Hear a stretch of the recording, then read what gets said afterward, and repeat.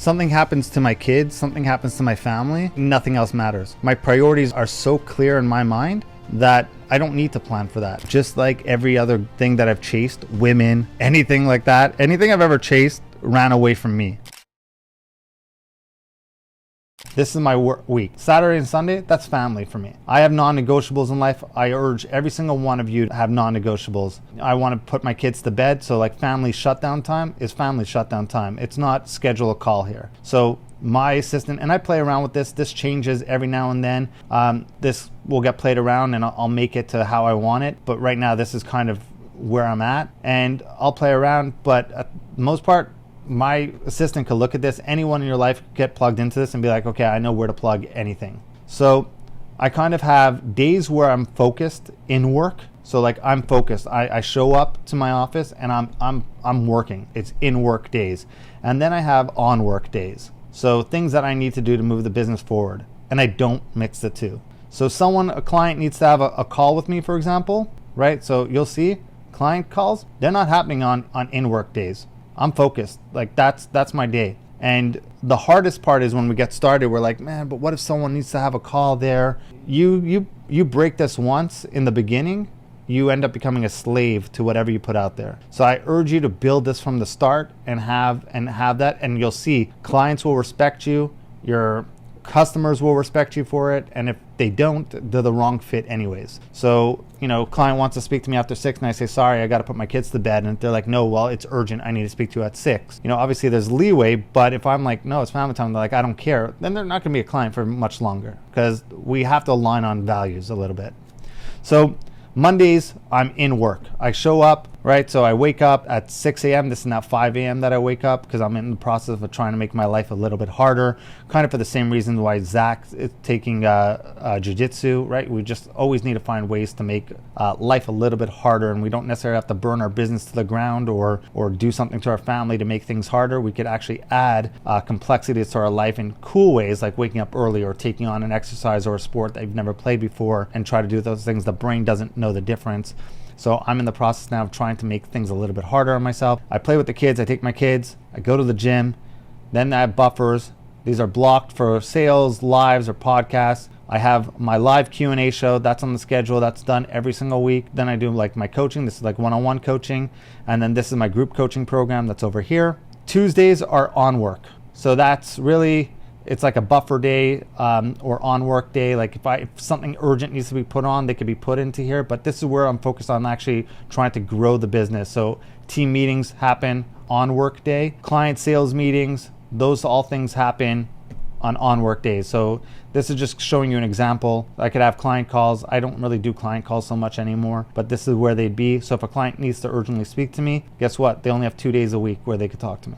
Aside from that, they're in Slack. But I'm very protective over my time and on my calendar. Wednesday, again, is another focus and in-work day. Thursday, on-work day. So I alternate between the two because I don't like, I like giving myself a little bit of a break. I like resting. And then Fridays are free days. So my days are broken down into the 4 P's: promotion, production, provision, pedestrian. So I actually have a physical notebook, not online. I have a calendar as well, but I actually have a physical notebook where every day I'll draw this like grid out: promotion, production, provision, pedestrian, and I'll make a list of my to-dos and plug it in. Promotion are things like anything that moves your business forward. So if you have a sales call, you have to bill somebody. These are all, important things that move the business forward. That's promotion. That gets it out there. Launch an ad. That's all promotion. That's top priority. So we could go here and we go to production. It becomes, this is things that produce what I need to sell. So I need to edit a video. I need to film a video. I need to write an ad. I need to write a social post, an email, right? And then under promotion would be like send email. This is everything that I'm obligated to do that doesn't really have a role in the business. So I'm obligated, right? I don't make, like, I got paid already, but I'm obligated to do my coaching calls. I have an obligation to do. They're neither production right now, but they're neither promotion. They kind of move the business forward, but not really, but I'm kind of mandated to do it already, and I kind of have to do it. My business is built around my life. Something happens to my kids, something happens to my family, nothing else matters.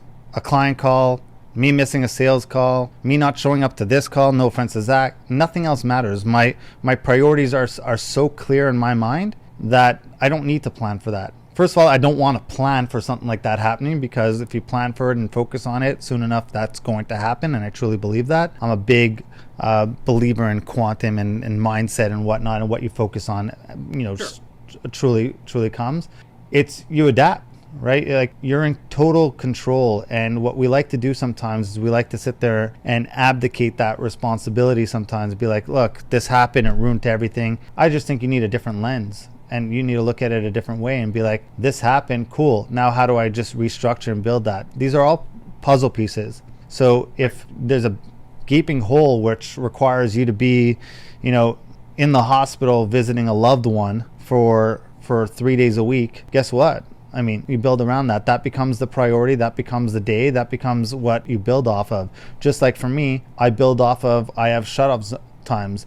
Zach has his time where he shuts off and he just wants to be with his family. It sounds complex because we don't think everyone else will understand, and we worry what everyone else is going to think. What's our client going to say? Our clients are going to be upset that we're taking that time off, or the customer is going to be upset that we're unavailable. A lot of the stuff that we put in our heads that never end up panning out or never believe, we always go to worst case scenario of what happens. My biggest fear was making this and sitting there saying clients can only reach me on 2 days. That was my biggest fear. What are they going to say? They're going to go nuts. They're going to leave. Same way when I put them into Slack and I sat there and said, there's no email, there's no phone calls anymore. You could just communicate inside Slack. If you need anything, we could jump on a call. Guess what? It's more access to them. I was worried what they were going to say. They hired you. They're working with you. You're the expert. They're coming to you. I don't get paid per hour. I'm not on a time clock. I get paid to deliver results, and they have to trust that my way is the best way to deliver the results.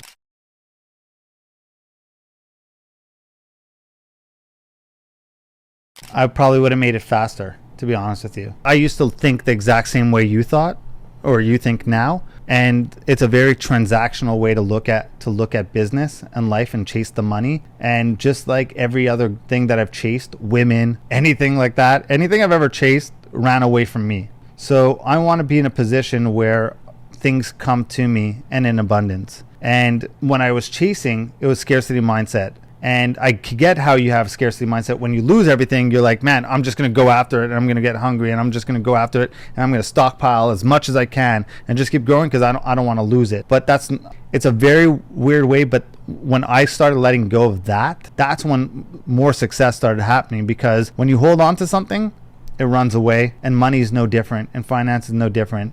And the way to truly achieve it is to have clients that are going to stay with you for a long time, that buy into you, that are great clients. And when I was chasing the money, I got the headache clients. I got the clients that needed more time from me and ate away at the business, versus I set my boundaries. The clients that bought in, guess what? They stayed clients for years. They became clients. They were the best type of clients. They bought in. They understood the system. They got into things.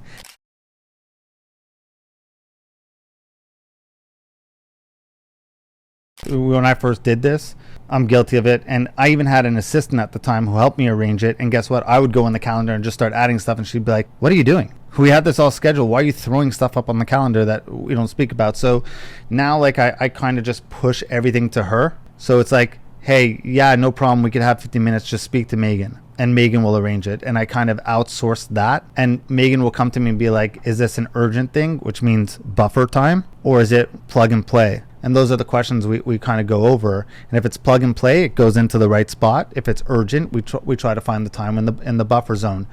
Now, if you don't have an assistant, it's even more important for you to be vigilant about it. There are tons of studies that have come out that says cramping everything into one space and trying to do as much as you can in a day is not good. The output is not going to be good. The quality that you're going to output. Everyone thinks like, hey man, I'll just truck through the day, I'll cram as much into here and just get things done. Won't work. I mean, it's either Jeff Bezos or Warren Buffett that has like three goals that they look at every single day. So there's 3 big tasks. And after they accomplish those 3 tasks, their day's done. Like they're not trying to do another goal. They're not trying to solve anything because they know their bandwidth and their mind and their energy can only be put into 3 things that could give them maximum focus and output, and then that's it. So it gets hard when you're just like, hey, I'm going to try to be organized. When you have the map that I gave you, like, and I'll give you the Google Sheet and the 4 Ps, when you have something like that, it forces you to be organized because it's just plug and play.